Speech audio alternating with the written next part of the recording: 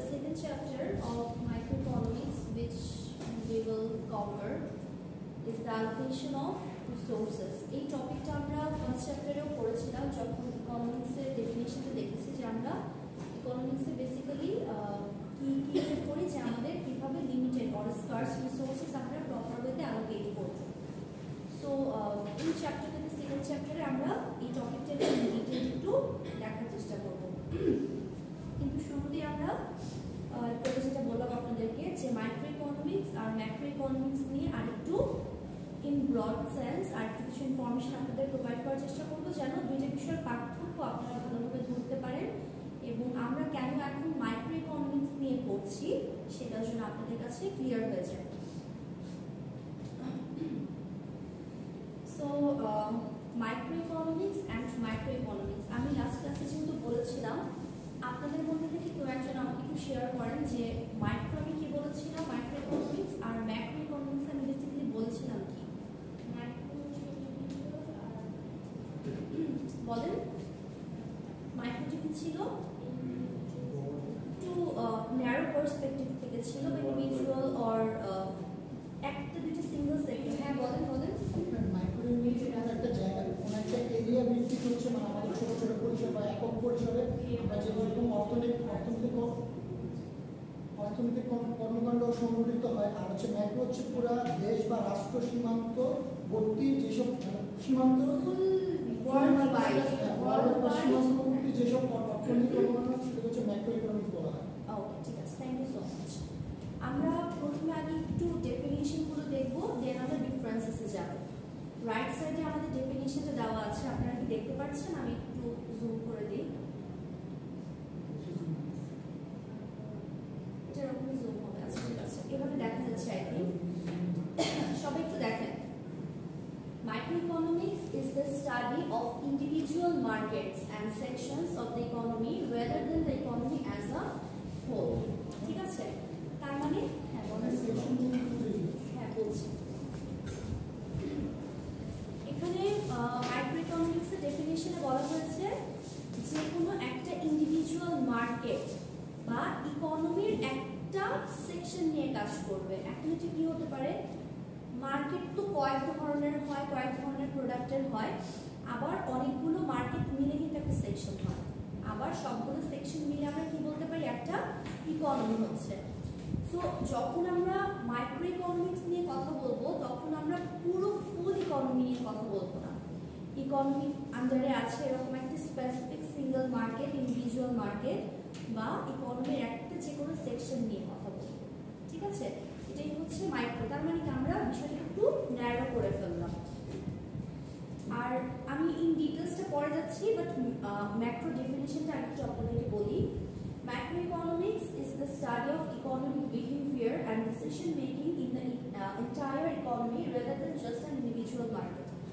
এখানে বলেছি কি এন্টায়ার ইকোনমি নিয়ে আমরা যত ধরনের ডিসিশন মেক করব সেগুলো কিসের আন্ডারে আসবে?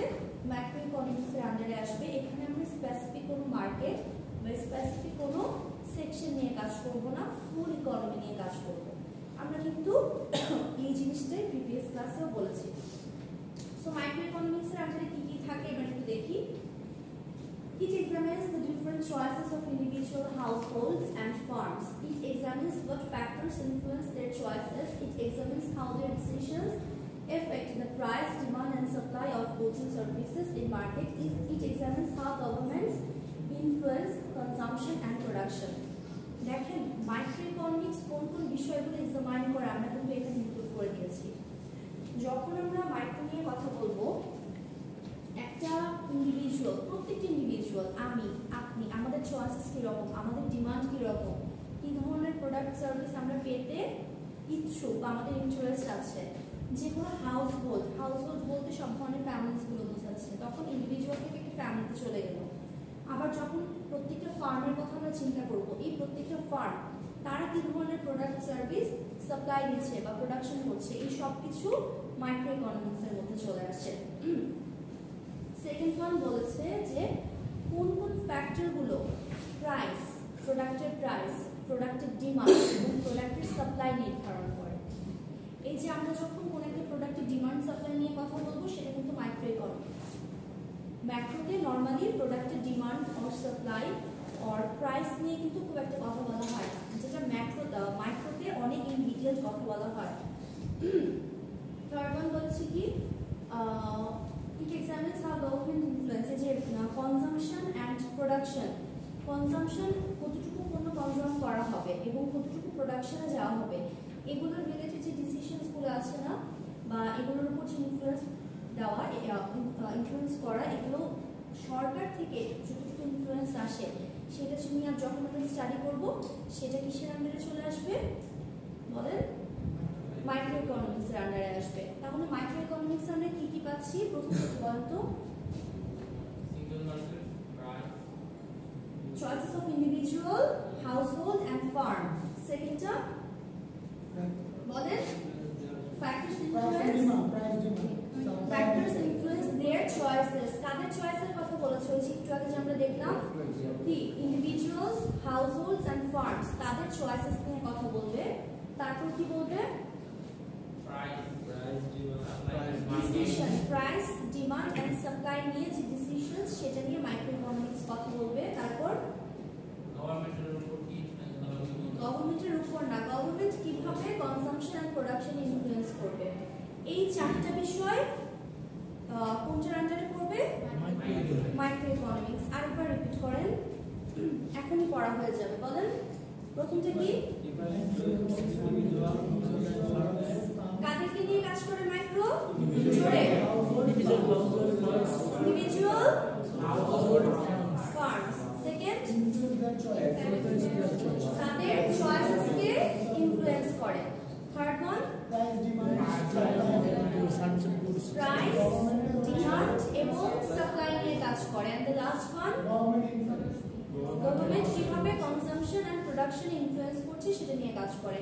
তাহলে আমরা এখন ক্লিয়ার হয়ে গেলাম মাইক্রোর স্কোপটা কতটুকু, মাইক্রো কি নিয়ে কাজ করে, কোন কনফিউশন আছে? ওকে, তাহলে এবার ম্যাক্রোটা দেখি। ম্যাক্রোতে বলেছে it examines the role of the government in achieving economic growth and human development through the implementation of specific government policies.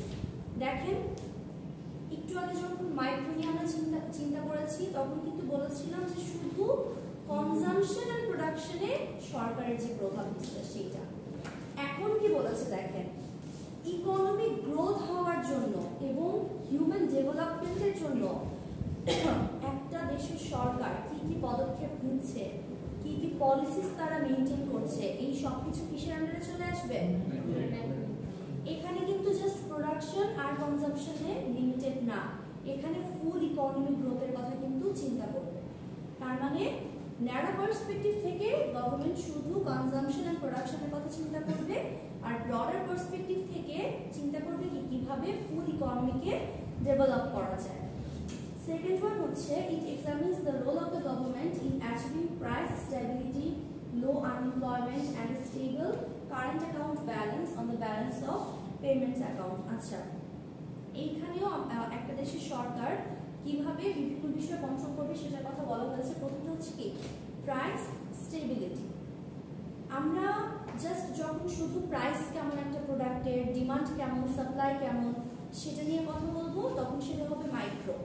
কিন্তু প্রত্যেকটা প্রোডাক্টের প্রাইস যেন স্টেবল থাকে, অনেক বেশি আপ ডাউন না করে, ফ্লাকচুয়েট না করে, এটা নিয়ে যখন স্টাডি করবো তখন সেটা কি হয়ে যাবে? ম্যাক্রো হয়ে যাবে। এই যে স্পেশালি কারেন্ট যে টাইমটা, এই সময়টাতে প্রোডাক্টের প্রাইস অনেক আপ ডাউন হচ্ছে না, অনেক ফ্লাকচুয়েট হচ্ছে না। আপনারা নিউজ জানেন কিনা জানি না, অয়েল যে কি বলে যে কন্টেইনারে যে অয়েলগুলো থাকে সেগুলো কিন্তু এখন মার্কেটে পাওয়া যাচ্ছে না, আপনারা কি জানেন? এখন কিন্তু শর্টেজ দেখা দিয়েছে এবং এটার কারণে কি হয়েছে, তারা প্রোডাক্টের প্রাইস এই যে প্যাকেজ যেই বা কন্টেইনারে যে অয়েলগুলো থাকে সেটার প্রাইসটা তারা কি করেছে? বাড়িয়ে দিয়েছে। গতকাল নিউজে দেখলাম কোনো ব্র্যান্ড এরকম করেছে যে তাদের ব্র্যান্ডের যদি এরকম কন্টেইনার অয়েল পারচেজ করা হয় তাহলে সেই সাথে তাদেরই ব্র্যান্ডের অন্য কোনো প্রোডাক্ট নিতে তারা বাধ্য। এটা কি ধরনের কথা? পেটিএস মানে এটা আপনাকে বাধ্য করছে ওই ব্র্যান্ডের আরেকটা প্রোডাক্ট নিতে। তার মানে তারা সেল করাচ্ছে, বুঝেছেন? ফর এক্সাম্পল খুবই কমন তীরের যে অয়েলটা, আমরা তো এটা সবাই চিনে।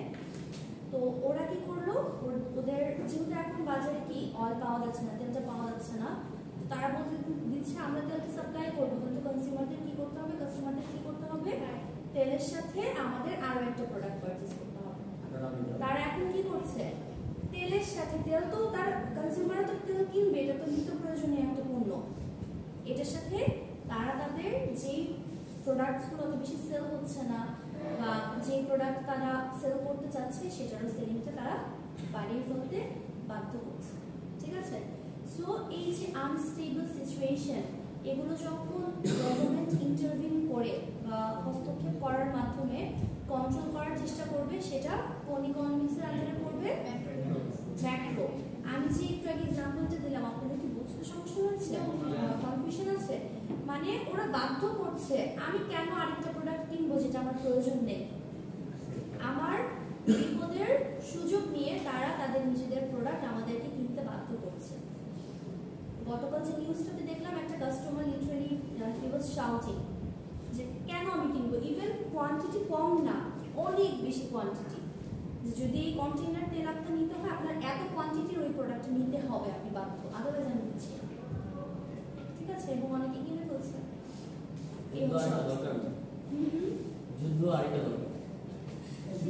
আচ্ছা, আমরা ওই টপিকে না যাই। তো এই যে প্রাইস স্টেবিলিটি, এটা কিন্তু ইকোনমিক গ্রোথের জন্য বা একটা দেশের ইকোনমি স্টেবল করে রাখার জন্য অনেক ইম্পর্টেন্ট। ঠিক আছে? এই জন্য সরকার কি করবে, অলওয়েজ চেষ্টা করবে প্রাইসটা যেন স্টেবল থাকে। এবং এটা নিয়ে যখন কোনো কাজ হবে বা কোনো পলিসি মেক হবে বা আমরা স্টাডি করবো, সেটা কিসের আন্ডারে করবে? লাস্ট ওয়ান বলেছে, it examines the interaction of the economy with the rest of the world through international trade. এটা একটা দেশের ইকোনমির সাথে রেস্ট অফ দ্য ওয়ার্ল্ডের ইকোনমির যে কি বলবো ব্যালেন্সটা বা তাদের যে কানেকশনটা, ইন্টারাকশনটা, সেটা রিপ্রেজেন্ট করবে কিসের মাধ্যমে? ইন্টারন্যাশনাল ট্রেডের মাধ্যমে। ম্যাক্রো কথা যখন আমরা চিন্তা করবো, জাস্ট একটা দেশের আন্ডারে যে ট্রেডগুলো হচ্ছে, যে বাণিজ্য হচ্ছে বা ক্রয় বিক্রয় হচ্ছে, সেটার মধ্যে সেটা লিমিটেড থাকবে না, সেটা পুরো ইন্টারন্যাশনালি কি হয়ে যাবে?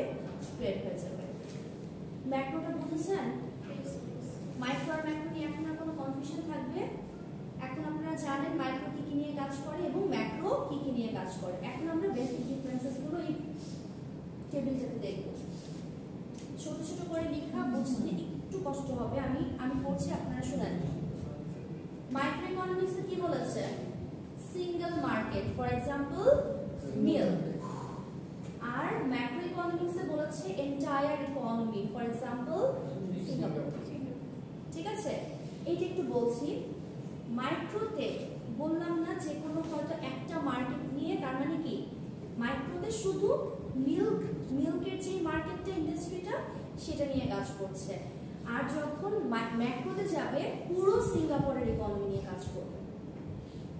এই পুরো সিঙ্গাপুরের ইকোনমি নিয়ে যখন কাজ করবে, তখন কিন্তু সব প্রোডাক্ট, সিঙ্গাপুরে যত ধরনের প্রোডাক্ট আছে, যত ধরনের কনজাম্পশন প্রোডাকশন আছে, সব কিছু ইনক্লুডেড হয়ে যাবে। বাট মাইক্রোতে আমরা একটা স্পেসিফিক সেকশন বা একটা স্পেসিফিক মার্কেট নিয়ে কাজ করব। সেকেন্ড ওয়ান হচ্ছে price of a good or service, যে কোনো একটা প্রোডাক্ট অর সার্ভিসের প্রাইস নিয়ে কাজ করবে মাইক্রো। আর ম্যাক্রো কি নিয়ে কাজ করবে? Average price level in an economy, inflation আর ডিফ্লেশন। পুরো একটা ইকোনমির প্রাইস লেভেল, যত ধরনের প্রোডাক্ট আছে, যত ধরনের ইন্ডাস্ট্রি আছে, যত ধরনের সেকশনস আছে, সবগুলো একসাথে যে এভারেজ প্রাইসিংটা দিবে, সেটা নিয়ে কাজ করবে কি? ম্যাক্রো। এবং এটার মধ্যে কি পড়ে যাবে? এই যে আমরা বলি না ইনফ্লেশন, ডিফ্লেশন, ডিপ্রেশন, এই ওয়ার্ডগুলো ম্যাক্রোতে আসবে। ঠিক আছে? দেন ইন্ডিভিজুয়াল অর মার্কেট ডিমান্ড, এটা আমরা বুঝতেই পারছি। ইন্ডিভিজুয়াল ডিমান্ড নিয়ে কাজ করবে বা পুরো ফুল একটা মার্কেট ডিমান্ড নিয়ে কাজ করবে। আর macro economics total demand of an economy, একটা ইকোনমির টোটাল যত ধরনের প্রোডাক্ট আছে সবগুলো ডিমান্ড নিয়ে কাজ করবে। ডিমান্ড আর সাপ্লাই সেম, ওইটা ডিমান্ডের জন্য ইন্ডিভিজুয়াল আর মার্কেট ডিমান্ড, আর সাপ্লাইয়ের জন্য ইন্ডিভিজুয়াল আর ইন্ডিভিজুয়াল ফার্ম আর মার্কেট সাপ্লাই, আর এটা টোটাল সাপ্লাই ইন ইকোনমি। ডিমান্ডের সাপ্লাইটা ক্লিয়ার করবো, তখন এটা আরো ক্লিয়ারলি বুঝবেন। দেন বলেছে government intervention in a market, for example cigarettes. আর এটা বলেছে government intervention in an economy, for example income tax. ওইখানে তো বুঝতে পারছেন যে কোনো একটা মার্কেটে সরকারের কতটুকু হস্তক্ষেপ আছে সেটা দেখবে। আর এটাতে বলেছে কি পুরো একটা ইকোনমিতে, ফুল ইকোনমিতে, একটা দেশের ফুল ইকোনমিতে কতটুকু ইম্প্যাক্ট আছে। যখন আমরা ইনকাম ট্যাক্সের কথা বলবো তখন কি কোনো প্রোডাক্ট বাদ যাবে? সব প্রোডাক্ট ইনক্লুড হয়ে যাবে না। প্রোডাক্ট সেল করার মাধ্যমে ইনকাম হয়, এবং ইনকাম হলেই সেটার জন্য ট্যাক্স দিতে হয়। এটা প্রত্যেকটা প্রোডাক্টের সাথে connected, not a specific product. Last one বলি, reasons for differences in workers' wages, unemployment and minimum wage. আচ্ছা, এটা reasons না? হ্যাঁ, reasons। আচ্ছা, এখানে ওয়ার্কারদের বিভিন্ন ইকোনমিতে ওয়ার্কারদের ওয়েজেসের ডিফারেন্সেসটা কেমন শুধু সেটা নিয়ে কাজ করবে। আর এটা হচ্ছে একটা ইকোনমি বা একটা দেশের ফুল আনএমপ্লয়মেন্ট, বা আনএমপ্লয়মেন্টের বাংলা কি? পুরো একটা ইকোনমি, একটা কান্ট্রির বেকারত্ব নিয়ে কাজ করবে, এবং মিনিমাম কতটুকু ওয়েজ সবাইকে দেওয়া উচিত বা ম্যাক্সিমাম কতটুকু হতে পারে সেটা নিয়ে আলোচনা করবে। কোনো কনফিউশন আছে এই স্লাইডে? কারো কঠিন মনে হচ্ছে? আমি যখন আপনাদেরকে পড়ানোর সময় জিজ্ঞেস করি কঠিন লাগছে কিনা, তখন বলেন না ম্যাডাম একদম সহজ। প্রত্যেকটা সেন্টেন্স আমি এক্সপ্লেইন করছি, প্রত্যেকটা ওয়ার্ড এক্সপ্লেইন করছি। তাহলে যখন মানে কোয়েশ্চেন জিজ্ঞেস করি বা পরীক্ষার সময় আসে না, কারণ কিচ্ছু বুঝি নাই, কিছু মনে নাই, এটা কেন হয়? আচ্ছা বলেন তো তাহলে প্রবলেমটা কোথায়? প্রবলেমটা হয় রিভিশনও দেওয়া দরকার নেই, প্রবলেমটা হচ্ছে পরীক্ষা থেকে আসার আগে আপনারা পড়েন। পরীক্ষা দেওয়ার আগে পরে কিন্তু আপনার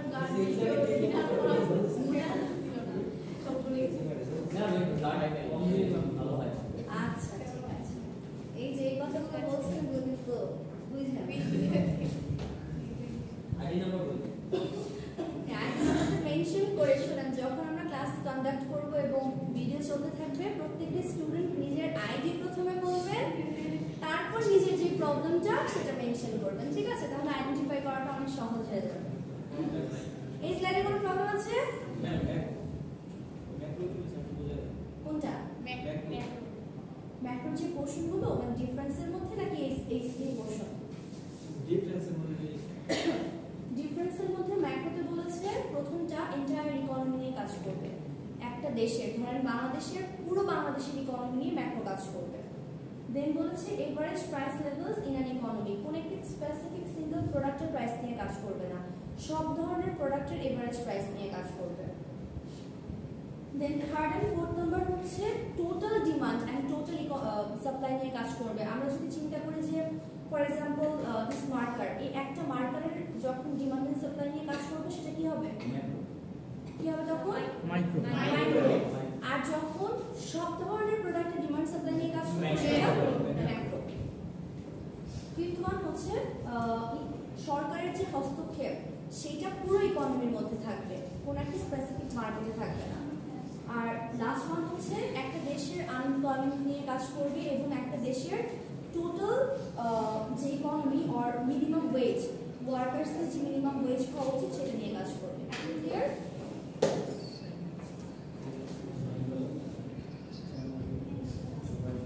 Don't make any noise.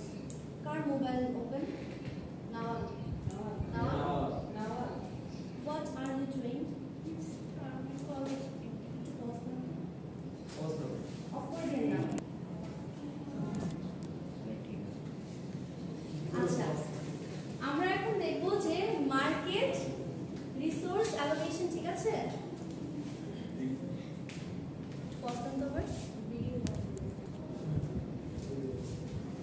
আচ্ছা, এই যে আমরা অ্যালোকেশন অফ রিসোর্সের কথা বলছিলাম, এখন আমরা দেখব যে মার্কেট কিভাবে role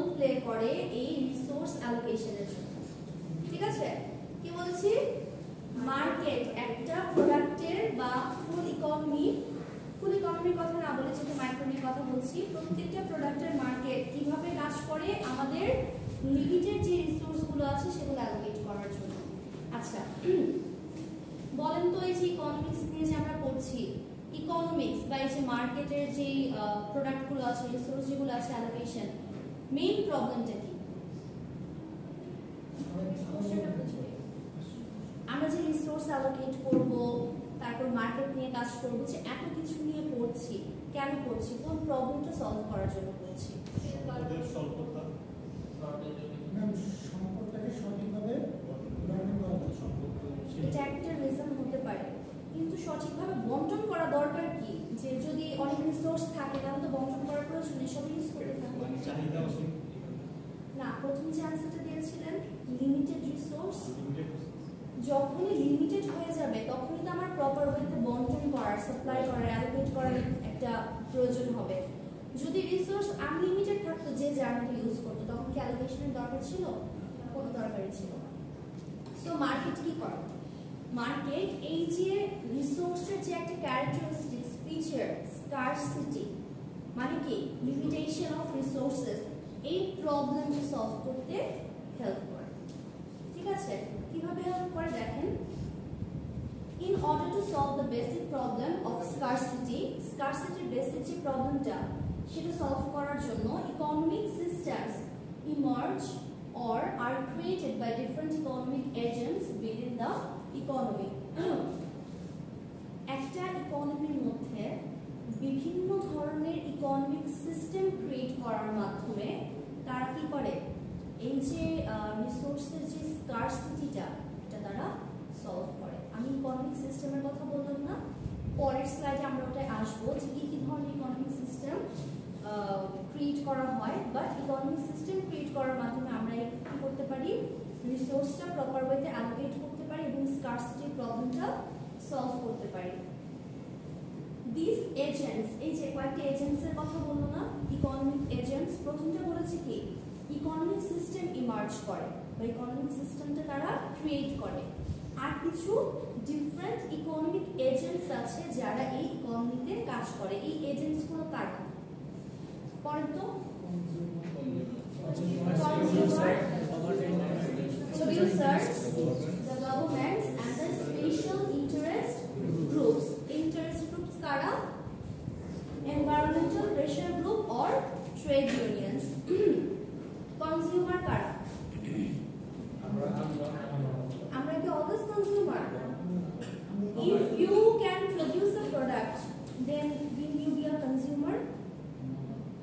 When you will produce a product, you will be the producer, not the consumer. যারা কনজিউম করে তারা Exactly. যারা কনজিউম আলটিমেটলি করবে তারা কনজিউমার। আমরা এট আ টাইম কনজিউমারও হতে পারি, প্রোডিউসারও হতে পারি, বাট ডিফারেন্ট প্রোডাক্টস, রাইট? তাহলে কনজিউমার, প্রোডিউসার আমরা বুঝতে পারছি। গভর্নমেন্ট যেটি সেটা আমরা জানি, সরকার একটা এজেন্ট। আর স্পেশাল ইন্টারেস্ট যে গ্রুপটা এনভায়রনমেন্টাল প্রেশার বলেছে। এনভায়রনমেন্টাল প্রেশার বিভিন্ন গ্রুপ থেকে আসে। যদি এরকম কিছু কথা বলি, যেমন ফাইন্যান্সিয়াল কিছু ইনস্টিটিউশনস থাকে, দেন অনেক রুলস রেগুলেশনস থাকে যেটা আমাদের মেনটেন করতে হয়। এই গ্রুপগুলোকে বলা হয় কি এনভায়রনমেন্টাল যে প্রেশার ক্রিয়েট করে সেই গ্রুপ। আর ট্রেড ইউনিয়ন কারা বলেন তো? ট্রেড ইউনিয়ন ওয়ার্ডটা শুনেছেন না?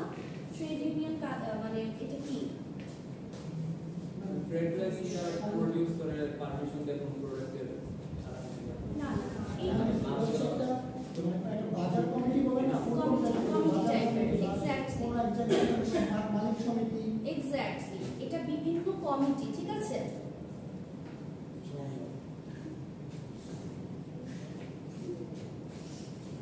বিভিন্ন ধরনের কমিটি যারা কি করে একসাথে হয়ে ট্রেডটাকে প্রপার ওয়েতে কন্ট্রোল করার চেষ্টা করে। যদি ভিডিওটা না থাকতো তাহলে শুনতে হবে।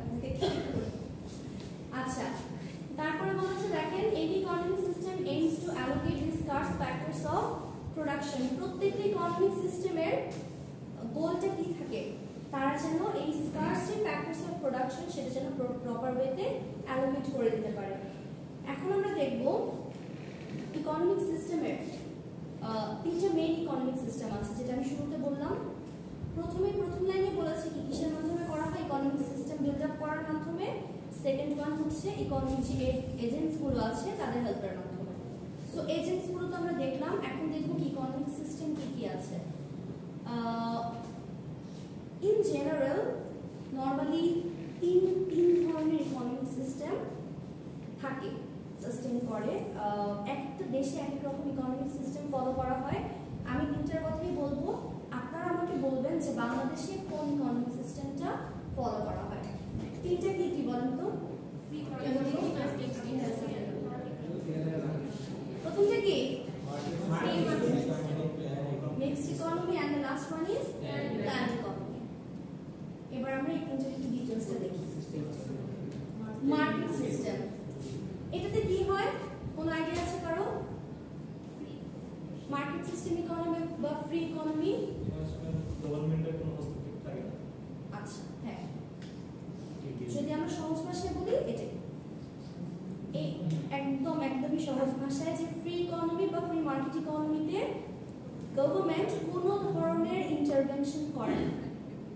ডেফিনিশনটা দেখেন, a market economy promotes free competition among market participants.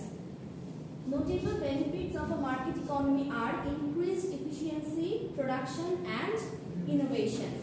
মার্কেটে যে কম্পিটিটর গুলো থাকবে তারা ওপেনলি কম্পিটিশন করতে পারে। এখানে প্রাইস কখনো ফিক্স করে দেওয়া হয় না, ডিমান্ড কখনো ফিক্স করা হয় না, সাপ্লাই ফিক্স করা হয় না। কম্পিটিটর একসাথে কম্পিট করবে, তাদের কম্পিটিশনের মাধ্যমে তারা প্রাইসটা একটা সার্টেন লেভেল পর্যন্ত নিয়ে যাবে। এটা কিভাবে আমি আরেকটু ক্লিয়ারলি বলি, এই বিষয়গুলো কিন্তু খুব ইন্টারেস্টিং যদি আপনি বোঝার চেষ্টা করেন। ঠিক আছে, ধরেন একটা সিঙ্গেল প্রোডাক্টের 5টা কম্পিটিটর আছে, এরকম হয় না যে একটা সিঙ্গেল প্রোডাক্ট বা একই ধরনের প্রোডাক্ট অনেকগুলো ধরনের অর্গানাইজেশন প্রডিউস করে অ্যাট আ টাইম। হ্যাঁ, মার্কেট ইকোনমিতে কি হয়, এখানে কোনো প্রাইস ফিক্সড থাকে না, যেহেতু সরকারি কোনো ইন্টারভেনশন নাই।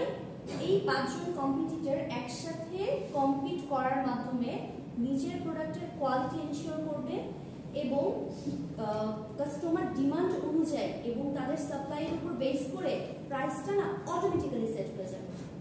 ঠিক আছে, এবং প্রত্যেকটা কম্পিটিটর চেষ্টা করবে যে প্রাইসে অন্য কম্পিটিটর সেল করছে সেটাকে বিট করা, তাহলে তো তারা আরো বেশি প্রফিট করতে পারবে। কিন্তু বিট কিভাবে করবে? অবশ্যই আগে যে কম্পিটিটর তাদের চেয়ে তারা বেটার কোয়ালিটি দিতে হবে। উদাহরণস্বরূপ বলতে পারবেন ইলেকট্রোলাইট ড্রিঙ্ক যেগুলি আছে না, ওখানে কিন্তু অনেক আছে, ব্লু আছে, তারপর হচ্ছে ব্লু আছে, একটা কিন্তু এক এক ধরনের দাম। এসএমসি একটা 35 টাকা, আর যে ব্লু আছে কিন্তু 60 টাকা, কিন্তু কোয়ালিটি মানুষ যেটা পছন্দ করতেছে ওটা নিচ্ছে। আর একটা দাম কিন্তু 35 টাকাও আছে, 40 টাকা আছে, 60 টাকাও আছে। সেটাই, এটা একটা উদাহরণ হতে পারে। এটা উদাহরণ হতে পারে, কিন্তু আমি সেম প্রোডাক্টের ক্ষেত্রে বলছি। সেম প্রোডাক্ট, কিন্তু এটা দেখেন এই যে 35 টাকা কে সেট করলো,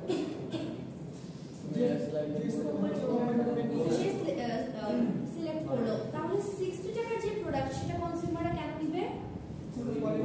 কোয়ালিটি ভালো। হ্যাঁ, তাহলে উনি যে এক্সাম্পলটা দিয়েছে এটা রিলেটেবল। ঠিক আছে, তাহলে এইভাবে ফ্রি মার্কেট ইকোনমিতে কি হয়, প্রাইসটা অটোমেটিক্যালি সেট হবে প্রোডাক্টের কোয়ালিটি, প্রোডাক্টের যে ডিউরেবিলিটি, সাস্টেইনেবিলিটি এগুলোর উপর বেস করে।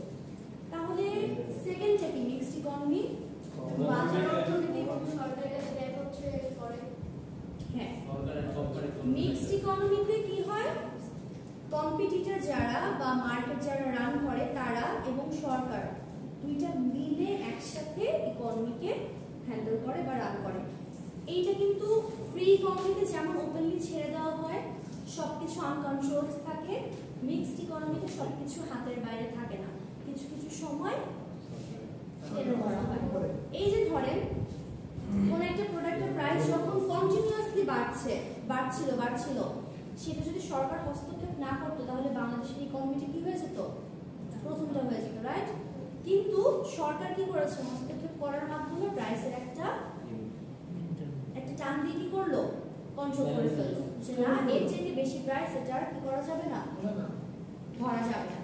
তাহলে মিক্সড ইকোনমির কনসেপ্ট একটু দেখেন। In a mixed economy, some resources and businesses are privately owned, while others are owned by the government, and both free markets and government intervention play a role in economic decision making. Mixed economy তে কিছু কিছু সম্পদ private owned মানে আমরা যারা general people আছি তারা নিজেদের আন্ডারে রাখতে পারবে এবং কিছু কিছু সরকারের আন্ডারে থাকবে এবং দুই পক্ষ মিলে একসাথে কি করবে ইকোনমি রান করবে ঠিক আছে তাহলে লাস্ট ওয়ান কি আমি যেটা কেন্দ্রীয় সরকার বা কর্তৃপক্ষ প্ল্যান্ড ইকোনমি যেটা অথবা কর্তৃপক্ষ দ্বারা মানে পরিচালিত হয় তার মানে লাস্টটা হচ্ছে শুধু সরকার পুরোপুরি প্ল্যান্ড ওয়েতে এই জন্য এটার নাম দিয়েছে প্ল্যান্ড ইকোনমি নিজের প্রপার প্ল্যানিং করে সবকিছু করে তারা কি করবে এই ইকোনমিটা রান করবে এইখানে কোনো প্রাইভেট ওন্ড অ্যাসেট থাকবে না কোনো ফ্রি মার্কেট ইকোনমি থাকবে না কোনো এন্টারপ্রাইজ থাকবে না যারা নিজেদেরটা নিজেরা হ্যান্ডেল করবে এরকম কিছুই থাকবে না সরকার যেটা বলবে সেটাই করতে হবে এবং সবাই সেটা করতে বাধ্য consumption price demand production everything will be decided by the government of that specific country okay definition to দেখেন a planned economy can be defined as a type of economic system where financial decisions are made according to government plans ঠিক আছে any confusion left সবাই বুঝেছেন আচ্ছা এবার বলেন বাংলাদেশের কোনটা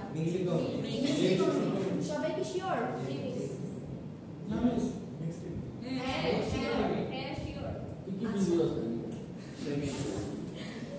সবাই বলছে মিক্সড বাংলাদেশের কোনটা তাহলে আপনারা বলেন বাংলাদেশে মিক্সড তো আবার প্ল্যানও চলছে কারণ এখন কারেন্ট যদি সময় দেখেন অনেক কিছু কিন্তু মানে সরকার লেভেল সেভাবে করতে হবে অনেক কিছু না কিছু কিছু অনেক কিছু আছে অনেক কিছু হ্যাঁ সেটাই তো কিন্তু আবার ইন্ডিভিজুয়াল পার্সপেক্টিভ থেকেও কিন্তু অনেক কিছু ডিসিশন হচ্ছে সো বাংলাদেশটা প্ল্যান্ড কিন্তু পুরোপুরি না আবার বাংলাদেশটা ফ্রি মার্কেট ইকোনমিও না বাংলাদেশটা বলা যায় কি মিক্সড ইকোনমি আমি আপনাদেরকে এখন বলে দিলাম এখানে কিন্তু কোথাও মেনশন করা নেই বাংলাদেশের ইকোনমি কোনটা বাট আমি ক্লাসে এক্সপ্লেইন করলাম না ক্লাসে এক্সপ্লেইন করেছি কিনা আমি কিন্তু ইনডিরেক্ট কোশ্চেন এভাবে করতে পারি যে বাংলাদেশে আমি কিন্তু কোশ্চেন বলছি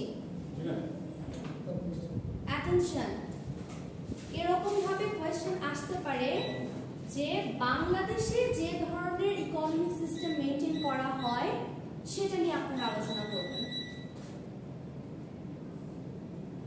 বাংলাদেশে যে ধরনের ইকোনমিক সিস্টেম মেইনটেইন করা হয় সেটা নিয়ে আলোচনা করেন তখন আপনি যদি না জানেন বাংলাদেশের কোনটা বা তিনটে ইকোনমিক সিস্টেম নিয়ে যদি আপনার আইডিয়া না থাকে এক্সপ্লেন করতে পারবেন তো মাথায় রাখবেন বাংলাদেশের ইকোনমি হচ্ছে মিক্সড ইকোনমি